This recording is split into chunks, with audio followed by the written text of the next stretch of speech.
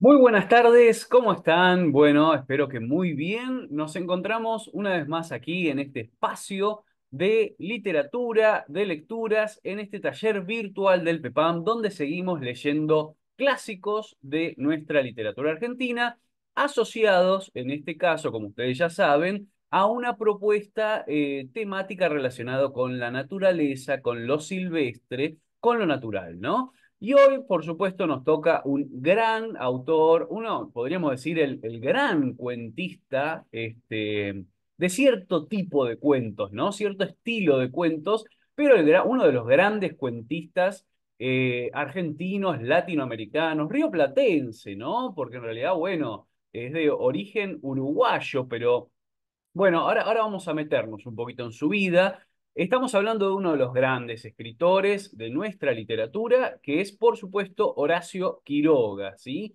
Ahí vamos avanzando con el PowerPoint. Ahí está.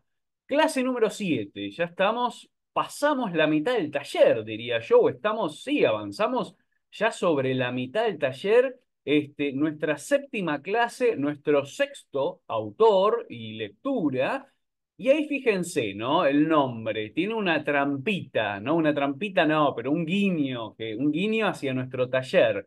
Horacio S. Quiroga, ¿no? Normalmente lo conocemos como Horacio Quiroga. ¿Qué es esa S, no? Bueno, su nombre, el segundo nombre de Horacio Quiroga es Silvestre, o sea que nos viene al pelo perfectamente para la temática de nuestro taller. Y como subtítulo de la clase, como título de la clase, tenemos estos elementos que van a aparecer ahí, que son, por un lado, la vida silvestre, ¿no? En todos los cuentos de Quiroga, vieron que él se fue a vivir en algún momento al medio de la selva y muchos de sus cuentos tematizan ese tipo de vida, ¿no? La conexión con la naturaleza, la relación con los animales. Incluso vamos a encontrar este segundo elemento que es muy importante y que vamos a ver en esta clase, que es la perspectiva animal, porque Quiroga no solo nos va a escribir sobre el hombre en la naturaleza y la relación que tiene con los animales, sino que nos va a dar la perspectiva del animal, se va a meter en la cabeza de, bueno, en los cuentos que ustedes tenían para leer hoy, de un conjunto de serpientes, de víboras, ¿no? Pero también de cualquier otro tipo de animal, se va a meter en la cabeza y va a representar en la literatura y en el cuento qué es lo que ve, lo que siente, lo que piensa también ese animal, ¿sí? Muchas veces tiene que ver este pensamiento con el tercero de los elementos del título, que es la amenaza del hombre, ¿no? Desde la perspectiva de los animales, y en nuestro caso de estos cuentos, desde la perspectiva de las serpientes, el hombre representa una amenaza y su avance sobre los territorios poblados por las distintas especies de animales es un gran peligro, ¿sí? Ahí aparece el elemento destructivo del hombre, la tala de árboles, los incendios, la cacería de animales, el hombre asociado a la amenaza, al peligro, a algo que hay que combatir, o que al menos hay que tratar de combatir o de esquivar, ¿no? Es algo que no está muy lejano de la realidad, y podemos ver acá en esta escritura de Quiroga de comienzos del siglo XX ya una perspectiva ecologista, ¿no? Una perspectiva que va a tener mucha relación con las miradas actuales sobre la ecología y sobre el rol danino del hombre en la naturaleza al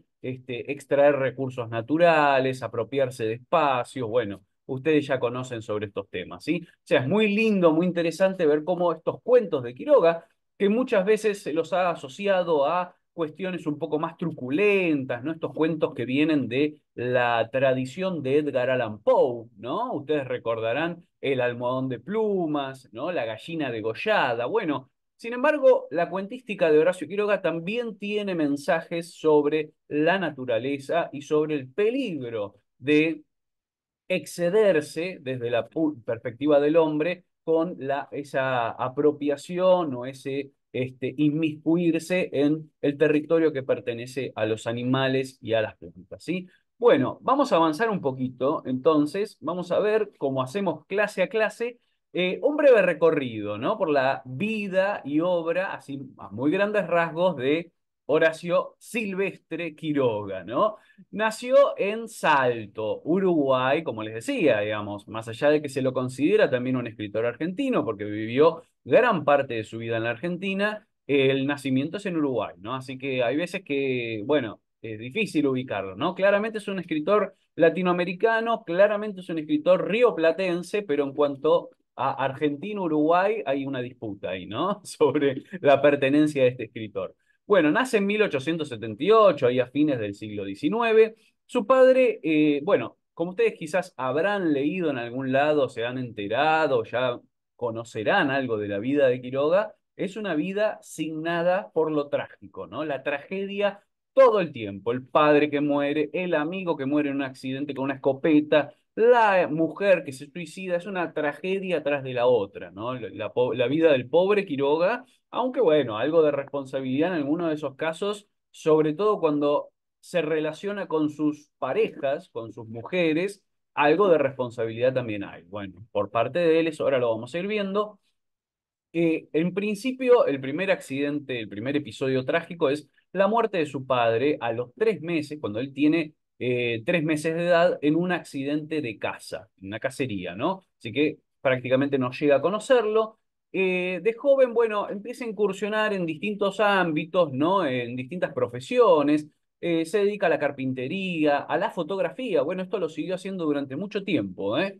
Los experimentos y la escritura. Bueno, de la escritura ya conocemos. ¿Qué es esto de los experimentos? Bueno, hay algo en los escritores de esta época, inicios del siglo XX, que tienden hacia la experimentación y la búsqueda de obtener rédito económico o pasar a la posteridad a través de algún invento, de alguna invención y alguna experimentación, ¿no? Otro gran escritor argentino al cual lo podemos ubicar exactamente en el mismo lugar es Roberto Art, ¿sí? Roberto Art, además de escritor, tenía esta faceta de un poco científico loco, ¿no? Un poco de investigador y tratando de descubrir alguna cosa misteriosa. Quizás si han leído la novela Los Siete Locos de Roberto Art, recordarán que el personaje principal, Remo Dain, trata de producir un invento, una invención que es la rosa de cobre, ¿no?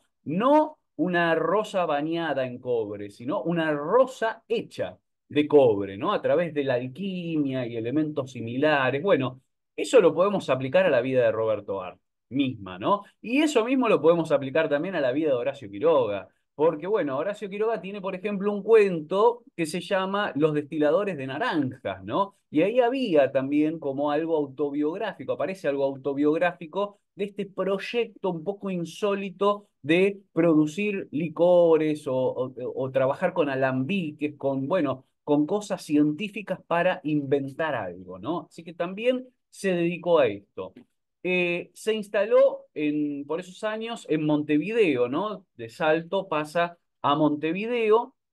Estamos a fines del siglo XIX, con él siendo muy joven, principios del siglo XX, y como les puse ahí, la tragedia lo persigue, ¿no? En 1901 pierde a dos de sus hermanos y mata por accidente a su mejor amigo. Es un episodio que lo van a encontrar narrado en cualquier biografía o en cualquier documental que miren, breve por breve que sea sobre Horacio Quiroga, siempre aparece ese episodio de el asesinato, digamos, ¿no? Porque él lo mata, pero por accidente, el asesinato accidental de su mejor amigo.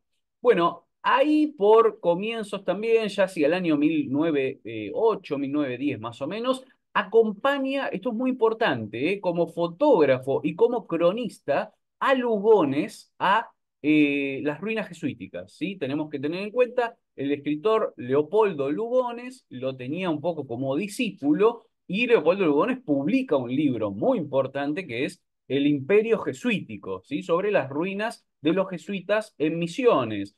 Ese es un momento importante en la vida de Quiroga porque es cuando se enamora de Misiones, ¿no? Del territorio en el cual va a pasar el resto de su vida, ¿sí? Bueno, ahí viene este momento, ¿no? Junto a Ana María Cirés se va a vivir a la selva misionera, ¿no? Se instala directamente a vivir en la selva, en la selva, digamos, no en Misiones, pero bueno, cerca del entorno selvático, ¿no? trabaja como juez de paz, ¿sí? Que es una profesión muy común de la época, desempeñarse como juez de paz, y escribe, se pone a escribir literatura, obviamente, también practica, como decíamos, fotografía, hace algo de experimentación, un poco de cada cosa. Esta mujer, su mujer Ana María Cires, se suicida en 1915, ¿sí? De vuelta, lo trágico, ¿no? Y un poco se ha dicho que esto tiene, guarda relación con el hecho de estar sola ella junto a Horacio Quiroga en el medio de la selva, ¿no? Es como que, bueno, ¿no? Una situación un poco angustiante, de no tener contacto con los familiares, con la gente de la ciudad, ¿no? Esta aislación, digamos, esta soledad pudo haber llevado a esa decisión por parte de su mujer. Bueno, Quiroga vuelve a Buenos Aires en 1916 con sus hijos. En 1927 se casa con María Elena Bravo, ¿sí? Amiga de su hija. Un detalle que, bueno, es algo un poco más común en aquella época, pero es importante, es grande, digo, importante en cuanto a grande, la diferencia de edad entre ellos dos, ¿sí? María Elena Bravo es amiga de su hija, por lo tanto es sumamente joven y él ya es un hombre bastante más grande, así que bueno, eso también una situación complicada, por lo menos para la perspectiva actual. En esa época no había tanto lío, me parece, con esas cuestiones. Bueno, la vida de vuelta, ¿no? Regresan en el 32 a Misiones y la vida se hace bastante difícil, ¿no? Bastante dura. Como les decía recién, el aislamiento, estar en el medio de la selva. Bueno, la cuestión es que la mujer lo abandona, ¿sí? Lo deja, se vuelve ella hacia Capital y él se queda en Misiones. En ese momento, después de este abandono, empeora su salud, ¿sí? Empieza a decaer cada vez más. Fíjense, estamos en el año 32, 33. Quiroga fallece en 1937. Bueno, se hace atender en Buenos Aires, ¿sí? En un hospital de Buenos Aires, y ahí le informan que es víctima de un cáncer terminal, ¿sí? O sea, año 36, 37, sabe que tiene un cáncer al cual no va a poder combatir, del cual no se va a poder curar. Así que el último acto de Quiroga en esta larga línea de actos trágicos, como les decía, de tragedias, es el suicidio con la ingesta de cianuro. Muchas veces se ha equiparado, también por la cuestión biográfica, por los años de vida y por la relación que ellos dos tuvieron, a la figura de Horacio Quiroga con la de Alfonsina Storni. Son dos figuras que vivieron más o menos en la misma época, escribieron, fueron amigos, fueron colegas, tuvieron una relación, algo hubo entre ellos, y ambos terminan suicidándose, ¿sí? En suicidio.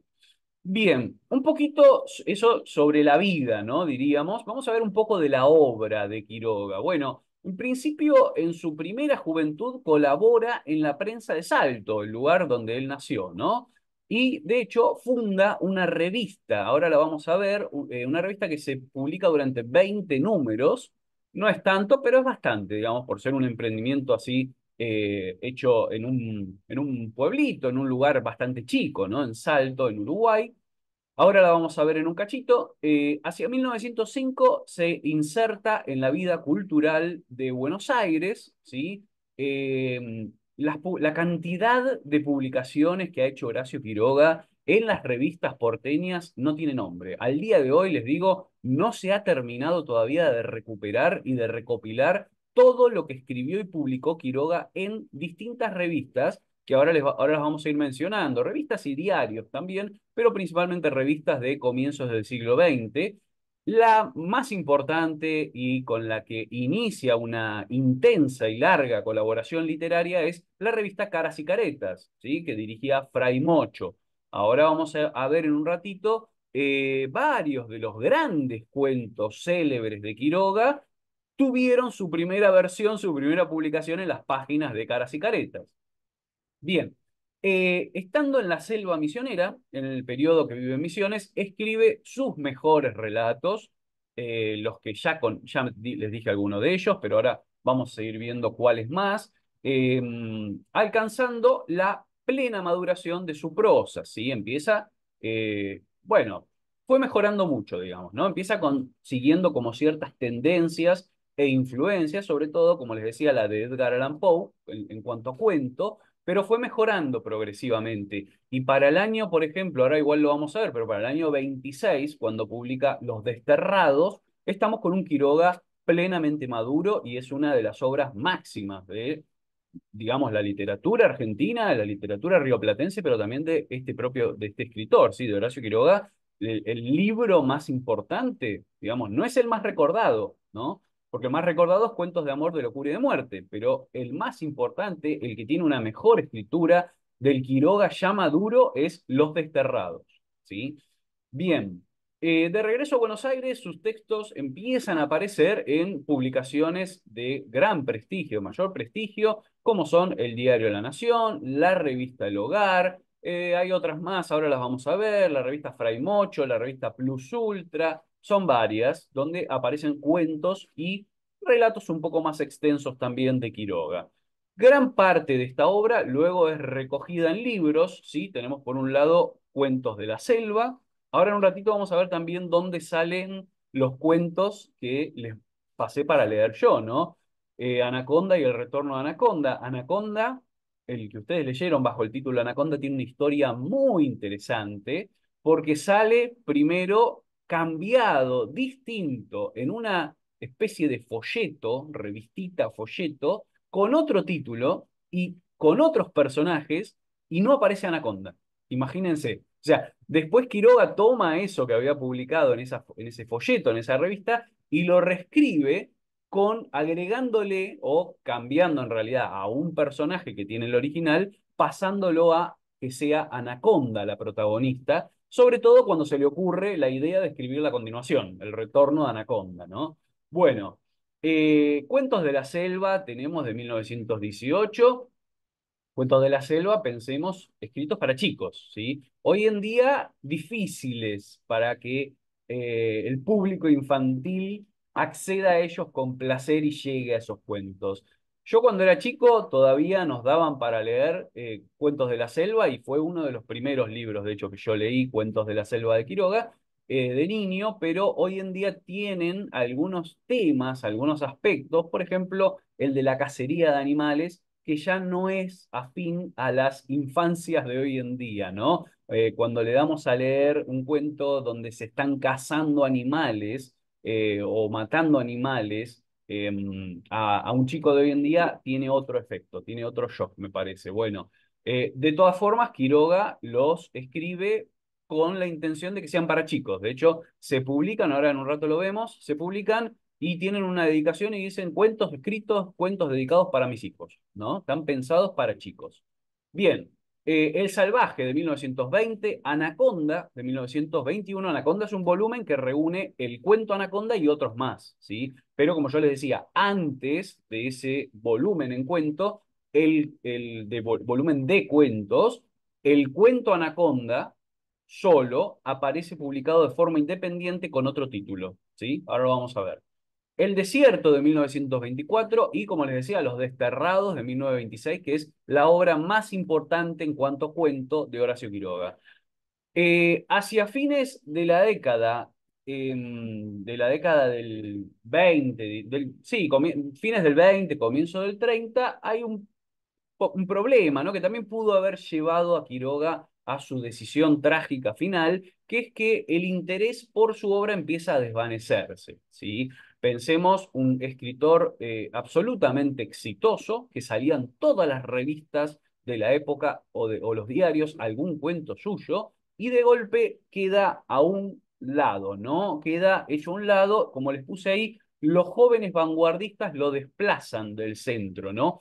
Empieza para la década del 30 a aparecer en el escenario la vanguardia, ¿no? Y ahí aparecen figuras como las del Grupo Sur, ¿no? El grupo de Florida, lo que es, bueno, Borges en el centro, diríamos, ¿no? Borges ahí en el centro de esa vanguardia literaria, poética, y bueno, un poco que podríamos decir, para decirlo rápido, ¿no? Quiroga no encuentra su lugar ahí un Quiroga ya un poco grande, entre esos jóvenes escritores que están llevando la literatura hacia otros lados y él muy, muy cerrado, digamos, en su escritura, no es cerrado la palabra, pero muy con su propio estilo y su tipo de cuento que vino cultivando desde que comenzó a escribir, no logra adaptarse a las nuevas propuestas que salen en literatura, sobre todo desde la vanguardia, ¿no?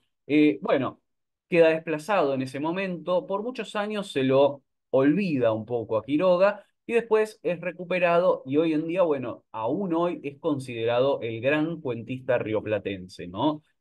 Por supuesto que después, si pensamos en el género cuento, el gran escritor pasa a ser Borges, ¿no? Pero bueno, Quiroga está en otro lugar, digamos, es otro tipo de cuento y otro tipo de obra literaria de fines del siglo XIX, comienzos del siglo XX, ¿sí? Aunque aún hoy en día se lee con gran placer.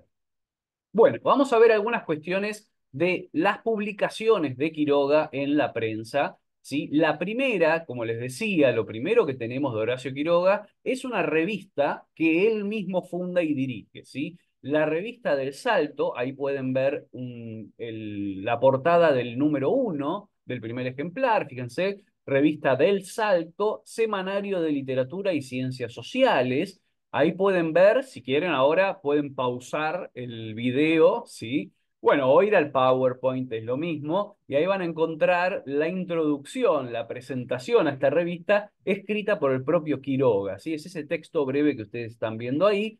Esto, el número 1, el primer ejemplar, es del 11 de septiembre de 1899 y se publica hasta el 4 de febrero de 1900, ¿sí? El lapso de algunos meses, dura 20 números, ¿sí? Son 20 números que salen de la revista del Salto.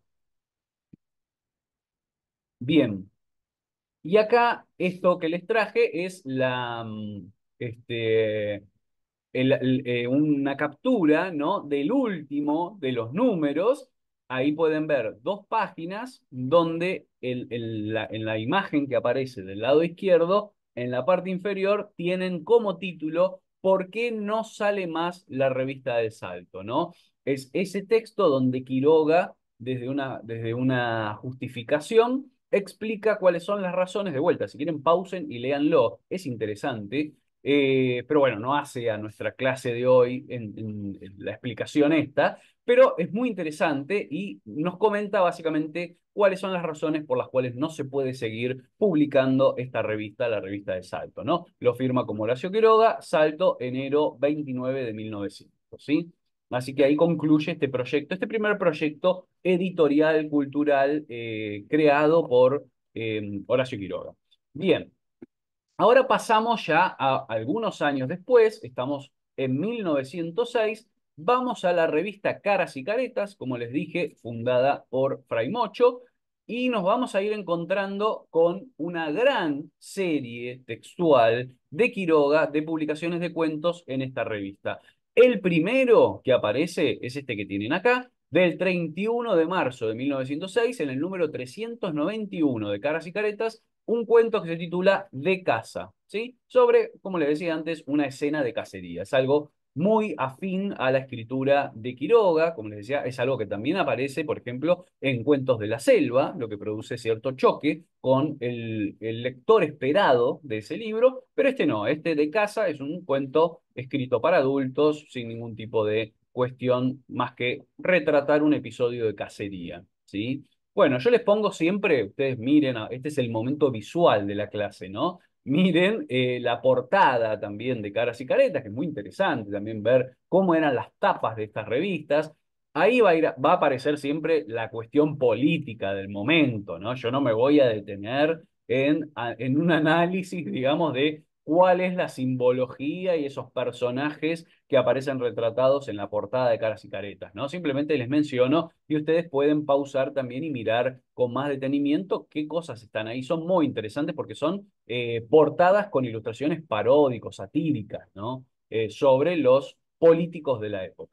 Bien, acá nuevamente, en el número 406 de Caras y Caretas, del 14 de julio de 1906, aparece el cuento El Lobizón. Fíjense también qué lindo, qué interesante que los cuentos van acompañados de una ilustración, ¿no? Este es un motivo por el cual a mí me gusta mucho investigar las publicaciones en su medio original de publicación, ¿sí? El cuento tal como salió en la revista o en el diario de forma original. Es muy importante porque después estos elementos adicionales, paratextuales, podríamos decir, como lo es, por ejemplo, ese dibujo que acompaña el cuento, generalmente cuando se editan el libro desaparecen, se pierden, ¿no? Y uno no conoce que en su momento el cuento, el Lobizón, por ejemplo, de Horacio Quiroga, tuvo una ilustración, ¿no? Estuvo ilustrado.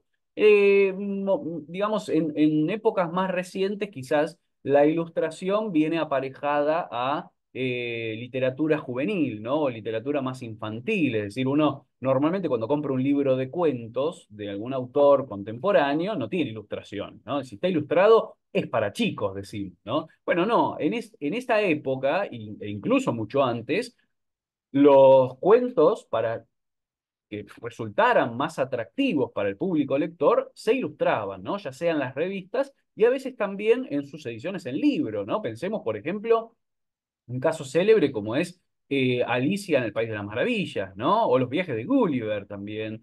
Alicia en el País de las Maravillas o A través del espejo se publica en libro y va acompañado con ilustraciones el mismo libro, ¿no? Si bien no está pensado exclusivamente para un público infantil, ¿no? Bueno, lo mismo los viajes de Gulliver, muchos otros libros también. Bueno, acá tenemos este otro cuento, El Lobizón. Sigo avanzando. La serpiente de cascabel, un cuento muy interesante de Quiroga, que ha sido recopilado en libro, por supuesto, sale en Caras y Caretas el número 411, ¿sí? Del 18 de el 8 de, bueno, de agosto, perdón, de 1906, ¿sí? Si no me equivoco, estos que estamos viendo ahora salen gran parte de ellos en cuentos de amor, locura y de muerte, ¿sí? Serpiente de cascabel, en el Yabebirí también, en Caras y Caretas número 447, fíjense, este incluso acompañado con dos ilustraciones y la segunda página inserto en un contexto de retratos de actualidad, ¿no? De retratos de actualidad, figura aquí en el medio, luego en la inspección veterinaria, es decir, fíjense cómo estos cuentos literarios compartían su espacio con noticias propias de la revista y de esa época, ¿no? Bien, Cura de Amor, ¿sí? En Caras y Caretas número 450, una suerte de cuento romántico, ¿no? No son los mejores cuentos de Quiroga estos, los de tipo romántico, digo, ¿no? Ahí tienen con la ilustración que aparece el hombre, la mujer. Bien, y acá sí llegamos a... Hay que detenerse, ¿no? Acá nos frenamos un segundito, ¿eh? Acá estamos frente a uno de los grandes cuentos de Quiroga.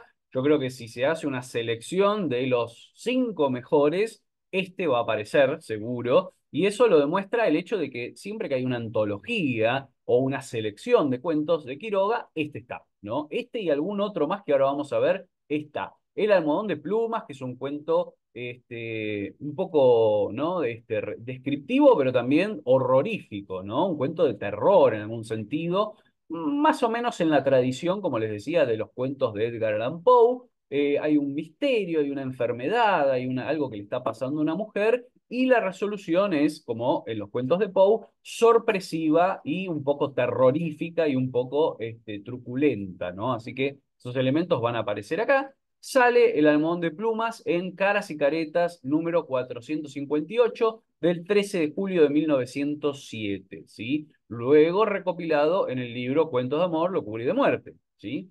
Bien, fíjense que tiene también dos ilustraciones, tres ilustraciones en realidad, porque tenemos aquí a la pareja, aquí esta especie de insignia, ¿no? Con una calavera, una almohada con una calavera, ¿no? Como un símbolo, y acá una escena del final, ¿no? Del momento de la muerte. Por suerte no eligieron dibujar el bicho, ¿no? El bicharraco que le está succionando la sangre a la pobre mujer, ¿no? Menos mal que no, que no dibujaron eso. Bueno, avanzo un poquito. El mono ahorcado es otro gran cuento de Quiroga, es un muy buen cuento. Sale en Caras y Caretas número 472 del 19 del 10 de 1907. Avanzo. La insolación, otro buen cuento, gran cuento. Si no me equivoco, la insolación sale en Los Desterrados, ¿sí? Creo que este ya se publica en Los Desterrados. como les decía, Los Desterrados es un cuento, es un libro de cuentos de Quiroga maduro, ¿sí? Ya hay una escritura muy, muy buena y sale en Caras y Caretas el número 492 en 1908. ¿Sí? Ahí pueden ver las ilustraciones, todo el material de este cuento. Bueno, y acá este es el otro, creo, ¿no? Que yo les decía, si hay un top 5 va a aparecer seguramente el almohadón de plumas y va a aparecer seguramente la gallina degollada, ¿no? Terrible, tremendo cuento, la historia de estos cuatro hermanos que aparecen ahí, retratados, ¿no? Bueno, un cuento que hoy en día también produce algún tipo de escozor o de, ¿no? Algún tipo de rechazo o alguna cosa en relación a lo políticamente incorrecto, ¿no? Porque tenemos estos cuatro hermanos un poco autistas, podríamos decir. Bueno, creo que en el cuento se los define como idiotas directamente. Qué bueno, básicamente lo que nos dice o lo que nos cuenta el relato desde su construcción narrativa es cómo la incomprensión de estos chicos del entorno y de ciertos elementos y su encuentro con un episodio de muerte los lleva a cometer un crimen, un asesinato sin comprender lo que están haciendo, ¿no? Bueno, es una mirada bastante terrible, ¿no? Podríamos decir, pero el cuento en sí, a nivel de narración, funciona, es muy efectivista, ¿no? Tenemos ese final terrible, los gritos, nadie ayuda, ¿no? Bueno, sale, ahí ven las ilustraciones, en el número 562 de Caras y Caretas, en el año 1909, hacia julio de 1909. Es lindo, es importante que ustedes conozcan el origen de todos estos cuentos, que quizás probablemente los hayan leído por primera vez en una edición en libro, ¿no? Y bueno, además, esta cuestión de que uno cree que, ¿no? Los escritores publican todos los cuentos de una y salen en libro y es eso y no hay otra cosa, ¿no? No. Fíjense cómo a lo largo de los años Quiroga fue escribiendo muy de a poco y publicando en esta revista cada uno de sus cuentos, ¿no? Que después fueron recopilados y juntados en los libros. Bueno, El perro rabioso, otro de los cuentos, también en Caras y Caretas, 626 de 1910. Ahí tienen las ilustraciones, el título. Bien, y ahora paso otra revista, otro órgano de la prensa del momento, que es la revista Fray Mocho, ¿sí?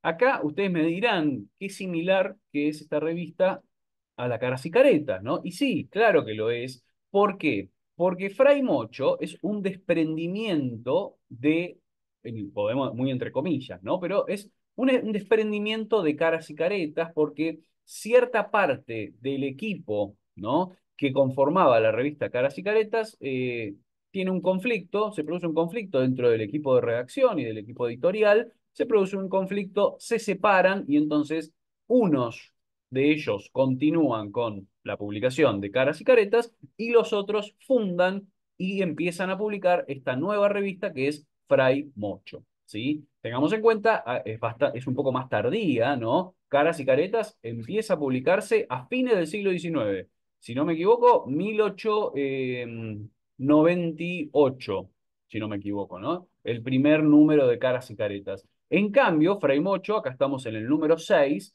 y estamos a mitad de 1912, ¿sí? Así que bastantes años después, como consecuencia de esta separación que les digo en el equipo de la revista Caras y Caretas.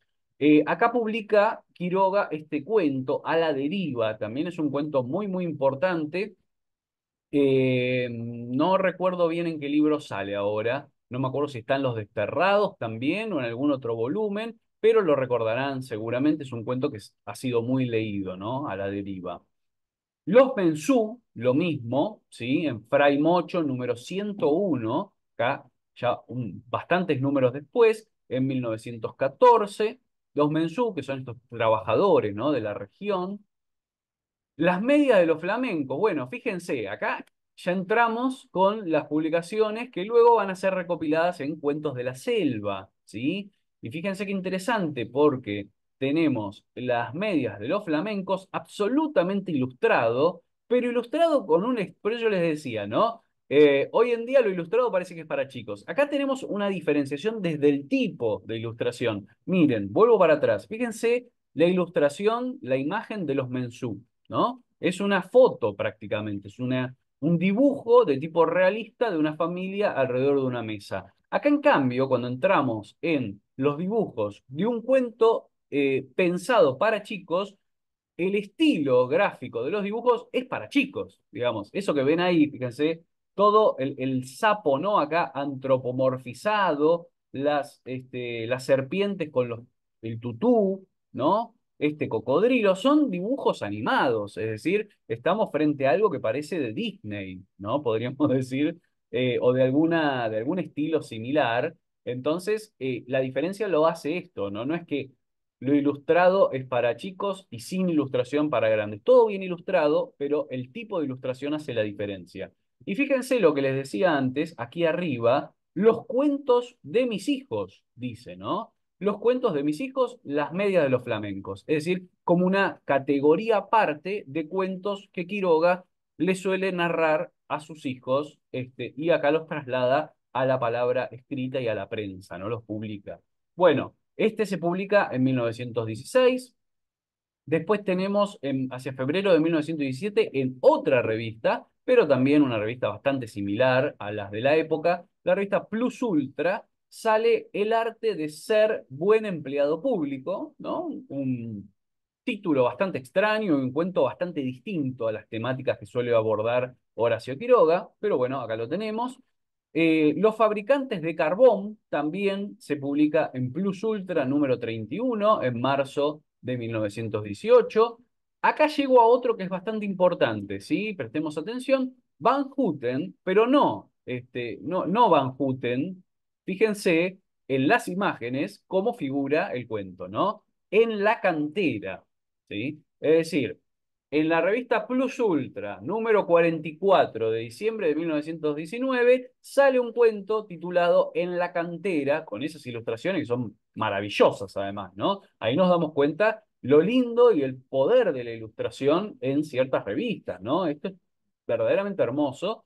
Es el cuento que luego va a ser apenitas reescrito e incorporado en el libro Los Desterrados bajo el título Van Houten, ¿sí? Que es un gran cuento, es uno de los grandes cuentos de Quiroga también, de Los Desterrados, originalmente titulado En la cantera, ¿sí? Bien, acá otro de ellos también, Tacuara Mansión, sale en otra revista más, que es, por eso yo les decía, en todas las revistas de la época está publicando Quiroga, ¿no? En la revista El Hogar, ¿sí? Una revista pensada principalmente a un público femenino, ¿sí?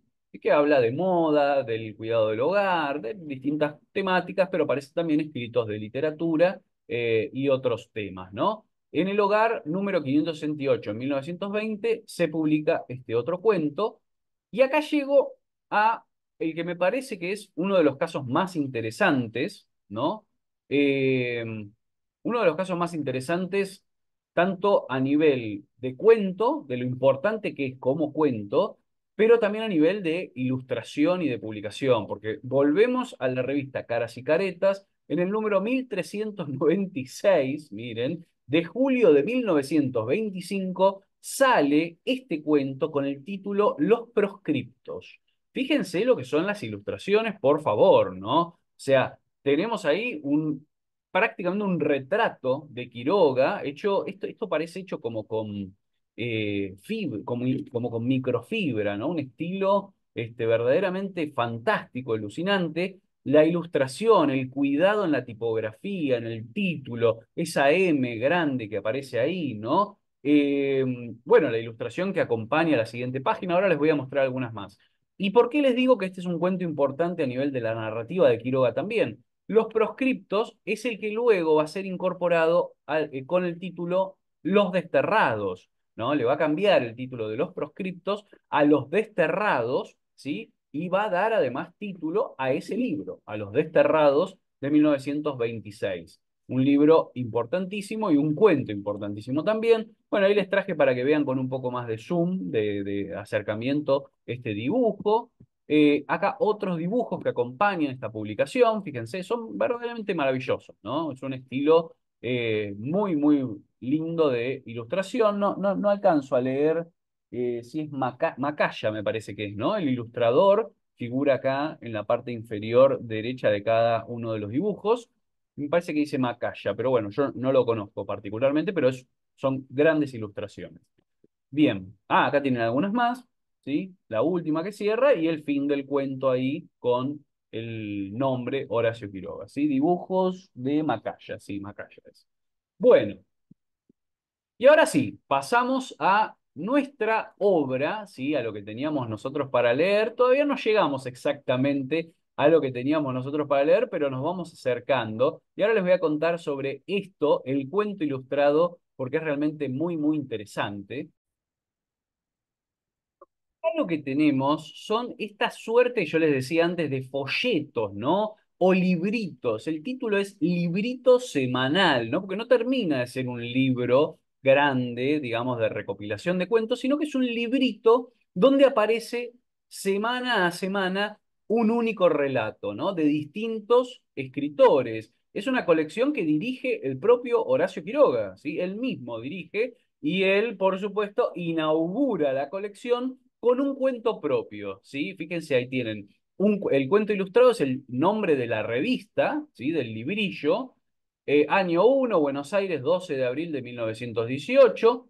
Y abajo figura el título del cuento que va a abrir esta colección, ¿no? Del primero de los cuentos que es escrito por el propio Horacio Quiroga, que es Un drama en la selva, ¿sí? Ojo, abran la vista, presten atención. Un drama en la selva es lo que después se va a llamar Anaconda, ¿sí? Es lo que ustedes leyeron como Anaconda. Le va a cambiar el título, le va a cambiar algunas partes y le va a cambiar a la protagonista. Ahora lo vamos viendo de a poquito, ¿sí? Yo les puse ahí en el costado derecho digamos, la carta de presentación que abre desde la dirección de la revista El Cuento Ilustrado, o el librillo El Cuento Ilustrado, lo que abre y cuenta cómo surge y por qué surge la idea de publicar este tipo de libritos, ¿no? Es para la difusión del cuento y de la novela nacional, ¿no? Nos va a contar muchas cosas ahí. Les dejo para que lo lean, si quieran, pueden pausar y leerlo.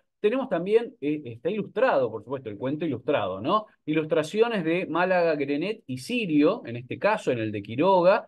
Tenemos el precio, sabemos que salía 10 centavos esto, ¿no? Qué locura, conseguir un librillo así de Horacio Quiroga por 10 centavos. Y fíjense en la parte de abajo de la segunda de las páginas que dice, en el próximo número, Puerto deseado por Elsa Jerusalén, ilustrado por Sirio. Es decir, ya nos anticipa cuál va a ser el siguiente. Esta es una colección que duró bastante tiempo, duró 31 números en total, es decir, que salieron 31 cuentos de distintos autores y autoras ilustrados en este tipo de formato, ¿sí? Y como les decía, la colección en general la dirigió y la llevó adelante Quiroga, y el primero es un cuento de él, ¿no? O sea, él abre la colección con este cuento. Y este cuento, fíjense, acá les voy a mostrar alguna de sus páginas, ¿no? Acá tenemos el cuento ilustrado, director Horacio Quiroga, Un drama en la selva, subtítulo, El imperio de las víboras, ¿no? Y miren ahí las ilustraciones, yo les traje algunas páginas salteadas, no lo traje completo porque son bastantes las páginas,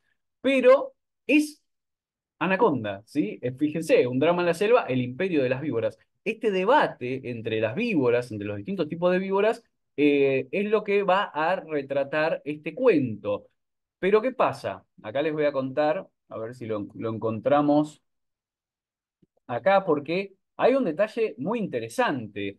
Eh, no aparece anaconda acá. En esta primera versión, en este librito, no hay ninguna anaconda, no hay anaconda. Digamos, la que ustedes leyeron en el cuento, que es la protagonista, que además después le da título al cuento mismo, ¿no? Cuando le cambia el título, que es anaconda, acá es otra serpiente, que lo pueden leer en este costadito chiquito, que es musurana.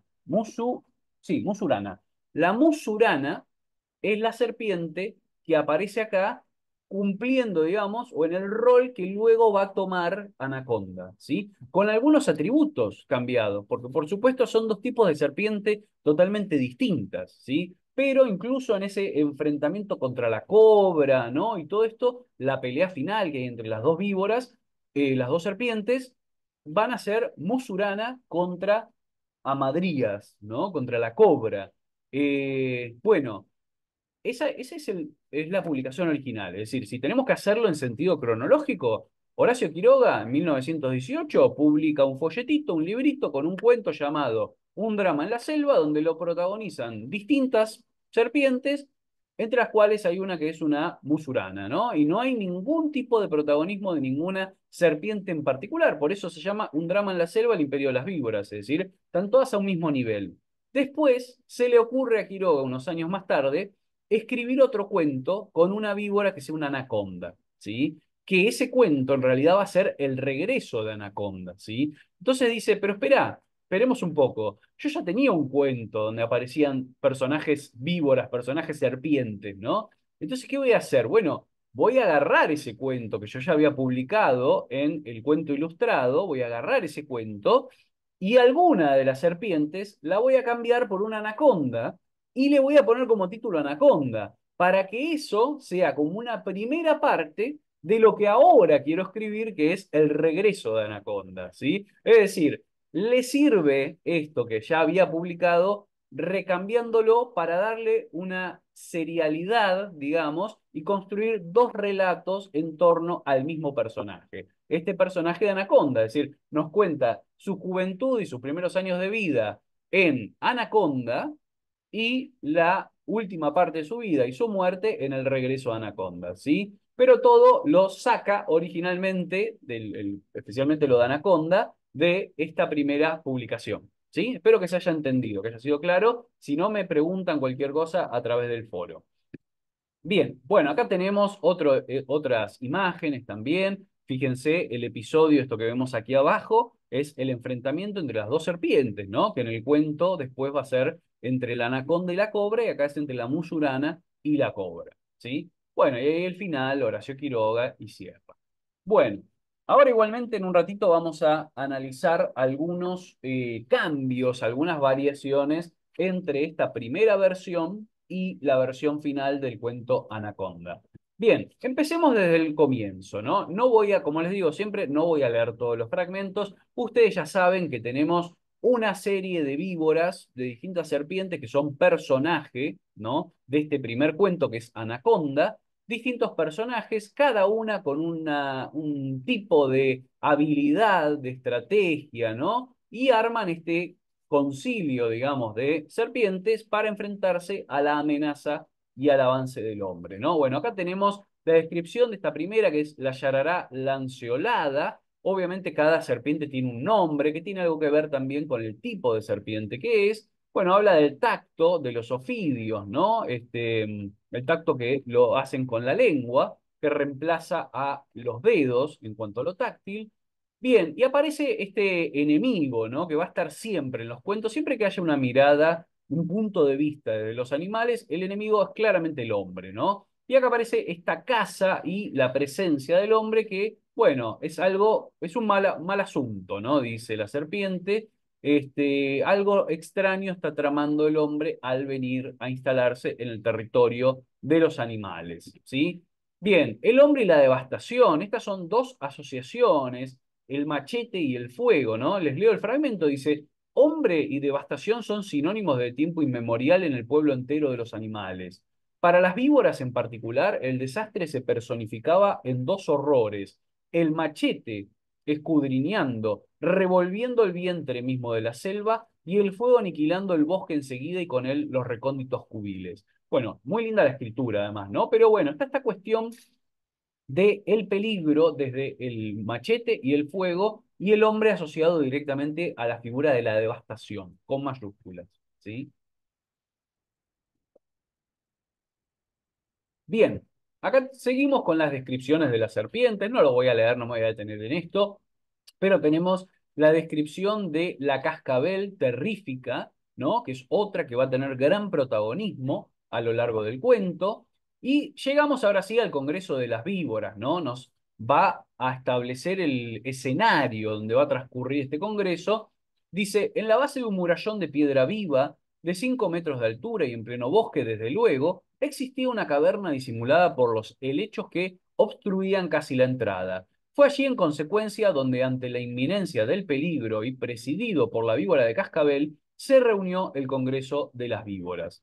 Bien, y acá tenemos a los restos el resto de los miembros de este Congreso, ¿no? Yo les remarqué ahí en negrita, para que lo ubiquen más fácil, los nombres de las distintas serpientes que van a formar parte de este Congreso, ¿no? Tenemos en principio algunas que ya nos introdujo el narrador, que son lanceolada y terrífica. Aparece Cuatiarita, otra más, la pequeña, ¿no? Benjamín de la familia. Neuwied es otro de ellos. Cruzada, Atroz, Urutú dorado, que es una Yararacuzú, ¿no? Bueno, después van a aparecer algunas más, pero hasta acá los primeros miembros que nos muestran de este congreso de víboras que se reúnen a discutir, ¿no? Inicia el Congreso, básicamente como si fuera un congreso de humanos también, ¿no? Fíjense, debaten y dicen, compañeras, dijo, ¿no? Y básicamente, bueno, abre la sesión terrífica y lo que se propone es esta cuestión, ¿no? De guerra sin tregua al hombre, ¿no? Dice, voy acá, ¿no? Tratar de salvar nuestro imperio de la invasión enemiga. Esto, digamos, siempre que veamos cosas así, política, en un cuento, en boca de animales, hay que hacer también una especie de traslación a la cuestión humana, ¿no? Porque funcionan a modo de fábula, ¿no? Si bien acá el mensaje es para los animales, el peligro es el hombre, también podemos pensar en el hombre peleando contra el hombre a niveles políticos, ¿no? A niveles de contexto político y social.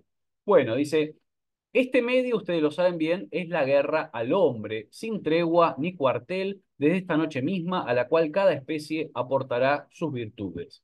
Bien, justificación de la necesidad de las culebras, ¿no? Funcionan y sirven porque son ágiles espías, ¿no? Y van obviamente a mandar a una de estas culebras muy ágiles, muy escurridizas, a observar lo que está haciendo el hombre, ¿no? Nadie mejor para esto que Ñacaniná, ¿no? Es la serpiente que van a mandar, la culebra que van a mandar para espiar al hombre. Bien, acá tenemos este momento, ¿no? De la indiferencia de los hombres ante la presencia de Ñacaniná. Dice, pero por más preocupaciones que tomara al deslizarse, un viejo clavo cayó al suelo y un hombre levantó los ojos. Se acabó, dijo Ñacaniná, conteniendo la respiración. Otro hombre miró también arriba. ¿Qué hay? Nada. Me pareció ver algo negro allá. Una rata. Se equivocó el hombre, murmuró para sí la culebra. O alguna Ñacaniná, ¿no? Acertó el otro hombre, murmuró de nuevo la aludida, aprestándose a la lucha, pero los hombres bajaron de nuevo la vista y Ñacaniná vio y oyó durante media hora. Es decir, no, indiferencia total ante la presencia de esta serpiente que parece ser que no parece ser peligrosa para estos hombres, ¿no? Acá nos cuentan de la instalación de esta casa, de qué se trata esta casa de los hombres instalada ahí en el medio de la selva, que es un instituto de seroterapia ofídica, ¿no? Básicamente dice dónde se prepararían sueros contra el veneno de las víboras, es decir, la intención, lo que se terminan enterando acá de las víboras, es que los hombres vienen a cazarlas para extraerles el veneno, poder preparar antídotos y con esto, luego, bueno, obviamente ya pasan a ser inmunes contra el principal método de defensa que tienen las víboras, que es su veneno, ¿sí? Entonces ya no tendrían forma de defenderse contra los ataques del hombre, ¿sí? Al existir estos sueros que impedirían, que funcionarían en contra de sus venenos, ¿sí? Bien, acá está ese momento, ¿no? El descubrimiento del plan de los hombres, que es cazar las serpientes, ¿no? Dicen, por suerte vamos a hacer una famosa cacería de víboras en este país. No hay dudas de que es el país de las víboras, ¿no?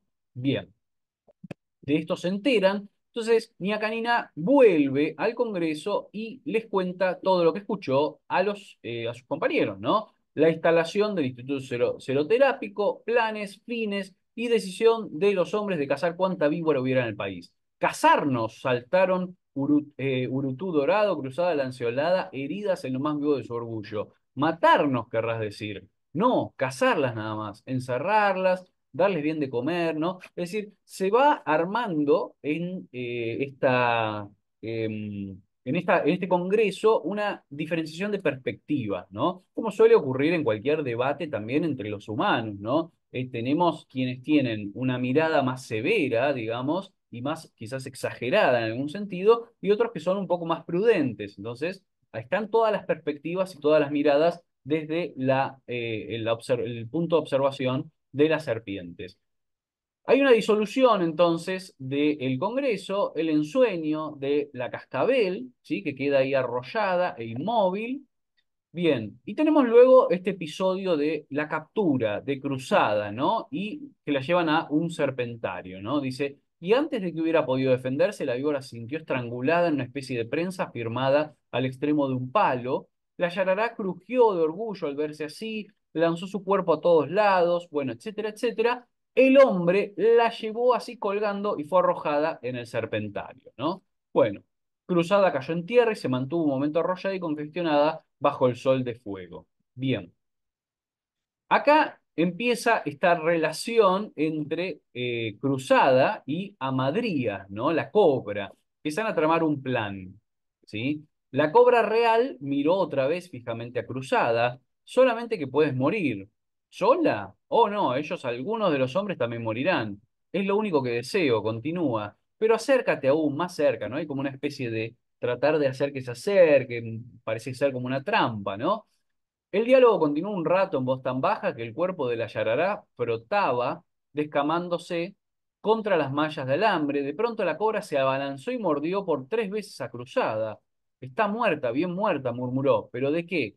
Y se agachó a observar la víbora. En fin, concluyó, cogiendo Cruzada de la cola y lanzándola por encima de la barrera de zinc, un bicho menos que vigilar. Es decir, el plan viene a ser fingir la muerte de Cruzada para que la saquen afuera del serpentario y pueda volver, ¿no? Y puedan iniciar el plan en contra del hombre, ¿no? Acá tenemos, ¿no? El ataque conjunto, después de esta fachada de recién, dice, y arrastrándose en un supremo esfuerzo, tendió adelante los blanquísimos colmillos.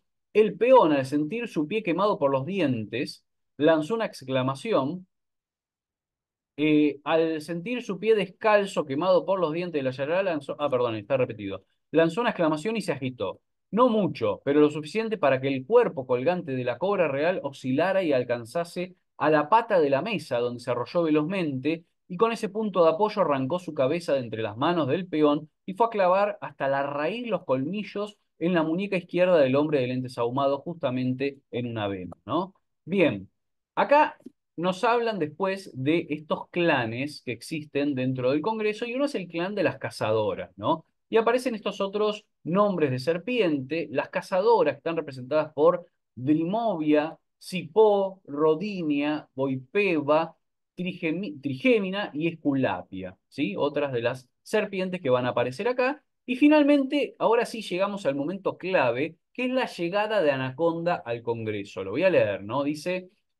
A pesar de todo, se vieron forzadas a volverse al ver asomar por entre los helechos una cabeza de grandes ojos vivos. ¿Se puede? Decía la visitante alegremente. Como si una chispa eléctrica hubiera recorrido todos los cuerpos, las víboras irguieron la cabeza al oír aquella voz. ¿Qué quieres aquí? Gritó la ansiolada con profunda irritación. Este no es tu lugar, exclamó Urutú Dorado, dando por primera vez señales de vivacidad. ¡Fuera, fuera! Gritaron varias con intenso desasosiego. Pero terrífica. Con silbido claro, aunque trémulo, logró hacerse oír. Compañeras, no olviden que estamos en un congreso y todas conocemos sus leyes. Nadie, mientras dure, puede ejercer acto alguno de violencia. Entra, Anaconda, ¿sí? Y fíjense, acá esto es lo que yo les comentaba antes, las diferencias, ¿no? Que van a aparecer entre la versión del cuento Anaconda con esa versión original en la publicada en el librito, ¿no? Fíjense, acá tenemos la llegada de Musurana al Congreso en esa primera versión original de 1918. Dice, alguna faltaba fuera de Cruzada, pero las víboras todas afectaban no darse cuenta de su ausencia. A pesar de todo, se vieron forzadas a volverse al ver asomar entre los helechos una cabeza de grandes ojos vivos. ¿Se puede? Decía alegremente. Como si una chispa eléctrica hubiera sacudido todos los cuerpos, las víboras irguieron con pasmosa unanimidad la cabeza al oír aquellas palabras. ¿Qué quieres aquí? ¿No? Este no es tu lugar. Fuera, fuera.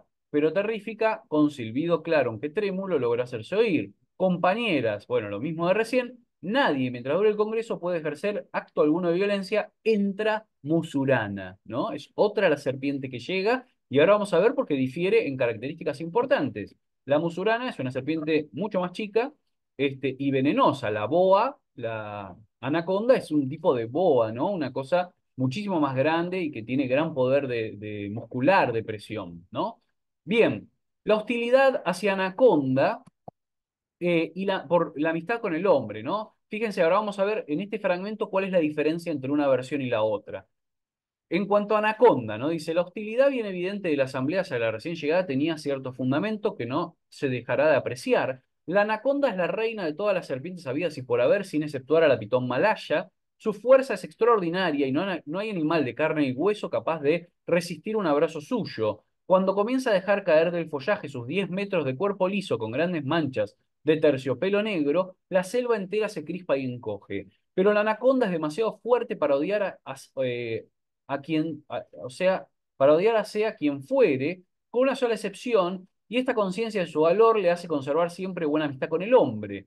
Si a alguien detesta, es naturalmente las serpientes venenosas, y de aquí la conmoción de las víboras ante la corteza anaconda. Ahora vamos a ver cuál es la explicación de la hostilidad y la descripción de la serpiente en la versión original, cuando se trata de la musurana, ¿no? Dice, la hostilidad bien evidente de la asamblea hacia la recién llegada tenía un cierto fundamento que no se dejara de apreciar. Hasta ahí todo bien, ¿no? Todo igual. La intrusa era fuertemente inclinada a hacer de las víboras venenosas su plato favorito, siendo, por lo demás, de un vigor a toda prueba y de una inmunidad perfecta respecto del veneno de aquellas. El sueño de Terrífica, Lanceolada y otras había sido más de una vez turbado por pesadillas en que la viva culebra entraba en más de un 100%, y de aquí la poca gracia de un tropiezo en el bosque con la cortez musurana.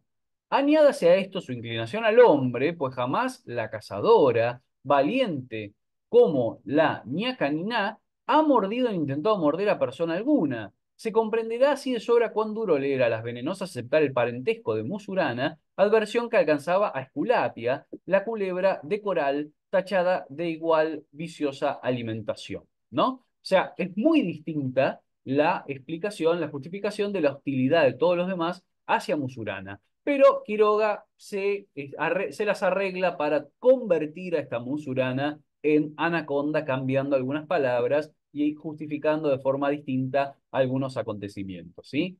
Bien, acá nos habla de la joven anaconda inmigrante, ¿no? De cómo llegó desde otras regiones, porque por supuesto estamos en el ámbito de la selva misionera, donde no es nativa, digamos, o no es local la anaconda, y llega, bueno, viajando desde el Amazonas, desde otras regiones un poco más al norte, ¿no? Bien, acá está, tenemos un fragmento de un planteo, un plan de esta amadrías de exterminar a los caballos, ¿no? Acá básicamente se plantean dos posturas distintas. Por un lado, la cobra que dice que hay que exterminar a los caballos, y Ñacanina que dice que hay que exterminar a los perros, ¿no? Cada uno tiene su posición sobre cuál es el plan más eficaz para combatir y enfrentarse con el hombre, ¿sí? El Parlamento de Anaconda, ¿no? Va a hablar de las diferencias entre los distintos tipos, ¿no? Rechazando las posiciones de los demás, bueno, y dando su propia postura, su propia posición, la anaconda, ¿sí? Bien, finalmente, después del debate y del Congreso, triunfa el plan de Amadrías, ¿no? O sea, de la cobra, el plan que trata del ataque a los caballos, ¿sí? Bien, acá lean el fragmento si quieren, es un fragmento muy interesante. Y acá tenemos entonces ya sí el momento final, el cierre, donde está el ataque de las víboras al instituto, ¿no? Básicamente atacan a los caballos, atacan a los hombres, se produce todo este gran estremecimiento, digamos. Eh, bien esto, ¿no? El caos y la confusión del ataque, ¿no? Y el tema de los sonidos. Dice, esto pasó en menos de 10 segundos. Las varas caían con furioso vigor sobre las víboras que avanzaban siempre, mordían las botas, pretendían trepar por las piernas, y en medio del relinchar de los caballos, los gritos de los hombres, los ladridos de los perros y el silbido de las víboras, fíjense en lo sonoro, ¿no? Es puro griterío, puro sonido. El asalto ejercía cada vez más presión sobre los defensores, cuando Fragoso, al precipitarse sobre una inmensa víbora que creyera reconocer, pisó sobre un cuerpo a toda velocidad y cayó, mientras el farol, roto en mil pedazos, se apagaba. ¿Sí? Bien, las opciones tras la huida de la serpiente, porque el plan finalmente fracasa, ¿no? No es un buen plan, no sale bien del todo. Y hay dos opciones tras la huida, que es un desbande, ¿no? Todos, cada uno por su lado, cada uno yendo a un lado distinto, o meterse, ir a la caverna, ¿no? Está loca, Niacanina, exclamó, separándonos nos matarán una a una sin que podamos defendernos. Allá es distinto, a la caverna, ¿no? Bien, y tenemos por último este momento, este combate final entre Amadrías y Anaconda, que también difiere de la versión, a ver, no sé si lo traje. Ah, no, les traje solamente la parte del final. Pero en el combate entre Amadrías y Anaconda también hay alguna variación entre la versión original, que es la musurana, y acá con Anaconda. Bueno, es este enfrentamiento, ¿no? Poco a poco, les leo una partecita ya del final. Segura del terrible abrazo con que inmovilizaba a su rival, su boca fue subiendo a lo largo del cuello, con cortas y bruscas dentelladas, en tanto que la cobra sacudía desesperada la cabeza. Los 96 agudos dientes de Anaconda subían siempre. Llegaron al capuchón, treparon, alcanzaron la garganta, subieron aún, hasta que se clavaron por fin en la cabeza de su enemiga, con un sordo y larguísimo crujido de huesos masticados. Ya estaba concluido, la boa abrió sus anillos y el macizo cuerpo de la cobra real se escurrió pesadamente a tierra, muerta. El triunfo de Anaconda, la muerte de Amadrías, ¿no? Bien, la muerte y el final de las serpientes, ¿no? Termina muy mal el plan, terminan muriendo prácticamente todas las serpientes, ¿no? Sobrevive Anaconda, se la llevan los hombres, ¿no? Es esto de, además el director que destaca y se da cuenta de que es una serpiente que no es de este país, ¿no? No es de este lugar, no es local, y que habría tenido un combate bastante terrible con la cobra, ¿no? Bien, el destino de Anaconda y continuación de la historia. Y esto sí les digo que es otra de las variaciones importantes, porque pensemos que acá, en el cuento Anaconda, Quiroga ya había pensado, ya tenía planeada la escritura, o ya tenía incluso escrita escrito el retorno de Anaconda, ¿no? El regreso de Anaconda. Entonces, la historia de Anaconda la deja abierta y anticipa ese segundo relato, cosa que no ocurre en la versión original, donde todavía no había planeado escribir el regreso de Anaconda. Dice, Anaconda no murió, vivió un año con los hombres, curioseando y observándolo todo, hasta que una noche se fue. Pero la historia de este viaje remontando por largos meses el Paraná hasta más allá del Guairá, más allá todavía del Golfo Letal donde el Paraná toma el nombre del Río Muerto, la vida extraña que llevó a Anaconda y el segundo viaje que emprendió por fin con sus hermanos sobre las aguas sucias de una gran inundación, toda esta historia de rebelión y asalto de camalotes pertenece a otro relato. O sea, ya está escrito el regreso a Anaconda porque ya nos está anticipando como una especie de lo que se vendrá en la continuación, ¿no? Sin embargo, fíjense, en la versión original del relato no hay continuación, ¿no? Fíjense, les leo el último fragmento, dice, y se fueron llevando colgada de un palo que cargaban en los hombros a Musurana, que herida y exhausta de fuerzas iba pensando en la Niacaniná, cuyo destino, con menos altivez de su parte, podría haber sido semejante al suyo, pues por poco que a ella, Musurana, le dejaran alguna libertad para recorrer su selva, sería bien feliz, pues al fin y al cabo valía más ser aliada del hombre para exterminar malos bichos como la dama asiática, terrífica y el resto, ¿no? Ahí termina. Así concluye la versión original del relato publicada en El Cuento Ilustrado, ¿no? Distinto, muy diferente a la adaptación que hace después en Anaconda con esa continuación del relato. Bien, bueno, y por último, y lo voy a resumir muchísimo esto, lo voy a pasar muy rápido, voy a decir solamente las cosas esenciales, porque se nos ha estirado mucho la clase, se nos ha hecho muy larga y no quiero aburrirlos por demasiado tiempo, que se haga muy cansador. Vamos a ver los aspectos principales del otro cuento que tenían para leer, la continuación, que es el regreso de Anaconda, ¿sí? En un comienzo tenemos, al principio del cuento, una anaconda distinta, ¿no? en cuanto a su edad, su fisionomía, ¿no? O sea, recién estábamos viendo una anaconda en su juventud y acá en el regreso nos encontramos con ella en su adultez, su madurez, con 30 años, una anaconda de 30 años y 10 metros de largo, ¿no? Así que bueno, otro ya adulta, ya grande, nos habla de su abrazo también, ¿no? Y nos describe, parece que en cuanto a escritura, además, este cuento es bellísimo. Ahora después en un rato les voy a leer algún fragmento donde hay una prosa, una escritura, un estilo de Quiroga muy logrado, muy bien conseguido. Bien, nos va a describir luego la cuestión de la sequía en la selva, ¿no? Estamos frente a, bueno, problemas de tipo climático, pero también ocasionados por la presencia del hombre, ¿no? Un poco la intención es recuperar también este avance del hombre, recuperarlo por parte de los animales y volver a ganar el terreno que ha sido perdido, ¿no? Acá lo tenemos, ¿no? Esta cuestión de el río natal de Anaconda, de dónde viene, del Paranaíba, y la presencia del hombre, dice, ¿no?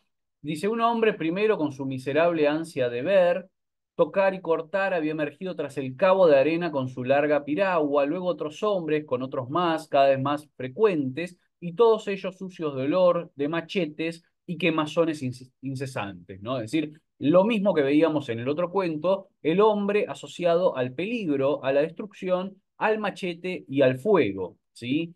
Bien, y tenemos acá un plan de Anaconda, que lo va a ser lo central de este relato, el plan de Anaconda para frenar el avance del hombre, ¿no? Básicamente es cegar el río, ¿no? Es decir, eh, bloquear el río de alguna forma, esperar a que vengan las lluvias y producir una inundación, ¿no? Con esto evitar que el hombre siga avanzando en su conquista de la selva.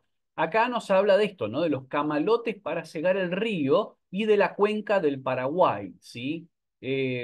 Bueno, están, obviamente, todos los animales debaten este asunto y todos, por supuesto, están esperando a que se produzcan estas grandes lluvias. Hay esperanzas en que llueva y que se produzca una crecida del río. Ahora, es muy interesante en este cuento el hecho de que, por un lado, a ver, en el cuento anterior teníamos a las serpientes reuniéndose en un congreso y deliberando, casi como si fueran humanos, ¿no? Acá, en cambio, digamos, si bien hay algo de eso, los animales parecen estar naturalmente en contacto, ¿no? Naturalmente en comunicación, como si hubiera, y lo dice Quiroga en un momento, un espíritu natural, un espíritu de la selva que moviliza a los animales a defenderse de la presencia del hombre, ¿no? Siempre esto, por supuesto, considerando al hombre como un extraño, ¿no? Algo de afuera, siendo que en realidad, si lo pensamos de otra perspectiva, el hombre también es un animal, ¿no? En definitiva, pero bueno, claro, hombre con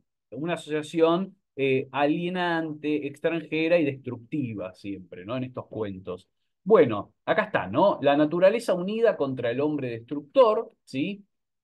Él todo lo destruye, nada hay que no corte y ensucie, echemos por el río nuestra zona entera, las lluvias, bueno, etcétera, etcétera, etcétera. Esto de la unión contra el hombre, ¿sí? Y esto es lo que yo les decía, ¿no? El alma de la región, eso es, ¿no? Como un espíritu, un alma de la región que se unen automáticamente, ¿no? El alma de una zona entera, con su clima, su fauna y su flora, es difícil de conmover, pero cuando sus nervios se han puesto tirantes en la prueba de una atroz sequía, no cabe entonces mayor certidumbre que su resolución bienhechora en un gran diluvio. Bien, Anaconda y los animales ante la frescura nocturna, un episodio, una escena muy bella, ¿no? Es muy linda la escritura de Quiroga en este cuento, de los animales disfrutando del frescor de esa noche ante esta época de sequía y de terribles calores, ¿no? La llegada de la lluvia, el diluvio en la selva, ¿no? Efectivamente, cae el agua, finalmente todo se inunda. Y acá fíjense la prosa descriptiva, la belleza de la escritura, ¿no? De Quiroga, les voy a leer este fragmento porque es maravilloso. Dice, había llegado la hora, ante los ojos de Anaconda, la zona al asalto desfiló, victorias nacidas ayer y viejos cocodrilos rojizos, hormigas y tigres, camalotes y víboras, espumas, tortugas y fiebres, y el mismo clima diluviano que cargaba otra vez, la selva pasó aclamando a la boa hacia el abismo de las grandes crecidas. Y cuando Anaconda lo hubo visto así, dejóse a su vez arrastrar flotando hacia hasta el Paranaíba, donde arrollada sobre un cedro arrancado de cuajo que descendía girando sobre sí mismo en las corrientes encontradas, suspiró por fin con una sonrisa, cerrando lentamente a la luz crepuscular sus ojos de vidrio. ¿Sí? Empieza el viaje de Anaconda, el lenguaje natural, ¿no? Y selvático también de Quiroga, fíjense, tornó a ver la playa, el primer rayo del sol, elevarse y flotar, y sobre una lechosa niebla que poco a poco se disipaba, para persistir en las ensenadas umbrías, en largos chales prendidos a la popa mojada de las piraguas, volvió aquí a sentir, al abordar los grandes remansos de las restingas, el vértigo del agua a flor de ojos, girando en curvas lisas y mareantes, que al hervir de nuevo al tropiezo de la corriente borbotaban enrojecidas por la sangre de las palometas, bueno, etcétera, etcétera, ¿no? Una cosa, una escritura muy naturalista, selvática, muy bella, ¿no? La escritura de Quiroga. Bueno, y finalmente este episodio, ¿no? Tenemos el encuentro de ese cobertizo que aparece flotando y un hombre agonizando adentro, ¿no? Como ustedes saben, varios animales van a intentar atacar al hombre y Quiroga, perdón, y Anaconda, Anaconda escrita por Quiroga, va a defenderlo, ¿no? Desde una postura bastante irracional para el resto de los animales, ¿no? Acá está, el enfrentamiento es entre Anaconda y las víboras concretamente, ¿no? Las víboras que quieren atacarlo, que quieren matarlo, y Anaconda que lo defiende porque el hombre está herido, y bueno, la acusan de haberse vendido a los hombres, ¿no? Algo que ya estaba anticipado en el final de el otro cuento de Anaconda, esta cercanía entre Anaconda y los hombres, ¿no? Como una asociación de una buena relación entre Anaconda y el mundo de los hombres, ¿no? El diálogo entre Anaconda y las hormigas, ¿no? Hija de la selva, dice, pero es que las víboras lo han contado todo, dicen que te has vendido a los hombres, no te enojes, Anaconda. ¿Y quiénes lo creen? Nadie, es cierto, solo los tigres no están contentos. Ah, ¿y por qué no vienen ellos a decírmelo? No lo sabemos, Anaconda. Yo sí lo sé, bien, hermanitas, ¿no? Le dice a las hormigas. Apártense tranquilas y cuiden de no ahogarse todas porque harán pronto mucha falta. No teman nada de su Anaconda. Hoy siempre soy y seré la fiel hija de la selva. Díganselo a todos así. Bien. Anaconda y la hidrografía, ¿no? Por momentos, Anaconda parece tener un conocimiento bastante preciso de lo que es la hidrografía, ¿no? Y de los ríos, de cómo, de las inundaciones, las crecidas, ¿no? Esto aparece ahí. Bueno, como es parte, por supuesto, del conocimiento del escritor, que está trasladado de alguna forma al personaje de la narración. La muerte del hombre, ¿no? Y los sentimientos de Anaconda, ¿sí? El hombre había muerto, no había el herido cambiado de posición ni encogido, ¿no? Ante esta circunstancia, Anaconda quedó inmóvil de extrañeza, como si el oscuro Mensú hubiera debido conservar para ella, a despecho de su raza y sus heridas, su miserable existencia, ¿sí?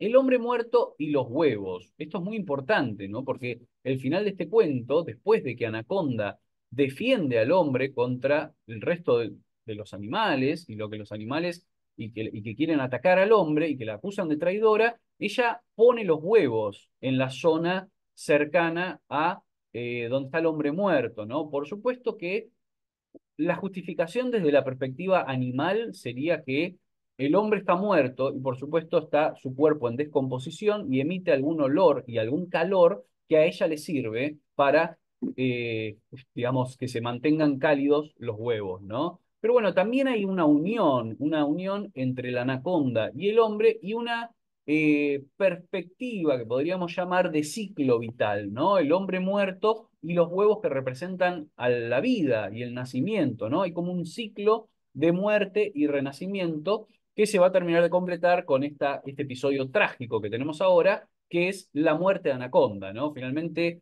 otros hombres ven que está Anaconda ahí con este hombre, creen que está tratando de atacarlo y disparan, ¿no?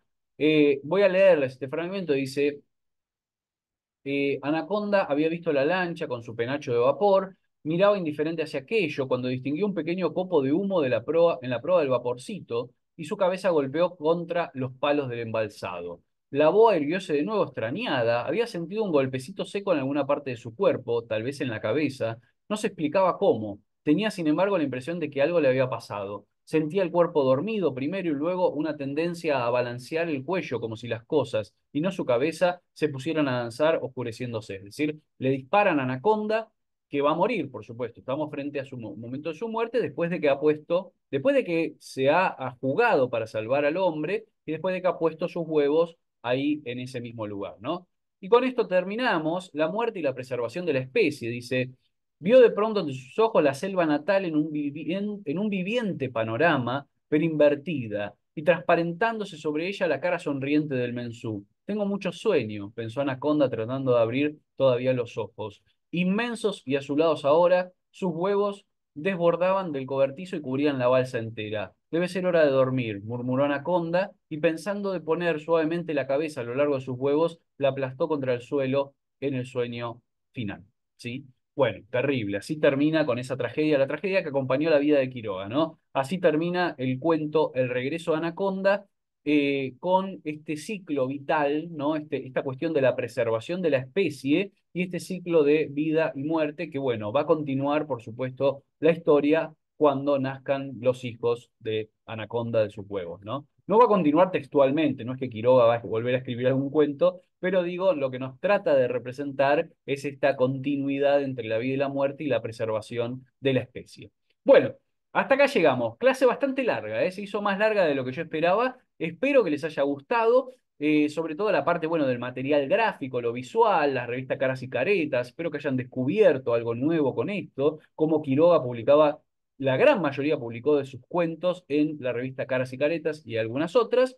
Nuestra próxima clase cambiamos bastante el ángulo de lectura, nos vamos a Jorge Luis Borges, pero no a sus cuentos tradicionales y clásicos, sino a un libro bastante extraño que escribió Borges, muy interesante, que es el Manual de Zoología Fantástica, ¿sí? ¿Qué es esto? Bueno, es un libro donde Borges, con colaboración de Margarita Guerrero, se ponen a recuperar de toda la tradición literaria universal una especie de bestiario, ¿no? Los distintos animales fantásticos que se fueron creando a lo largo de la historia de la cultura y de la literatura, ¿no? El minotauro, el hipogrifo, el dragón, todos estos animales ficcionales que aparecen en la literatura y algunos de ellos los vamos a recorrer y los vamos a visitar y ver de dónde surgen y cuáles fueron sus orígenes en nuestra próxima clase.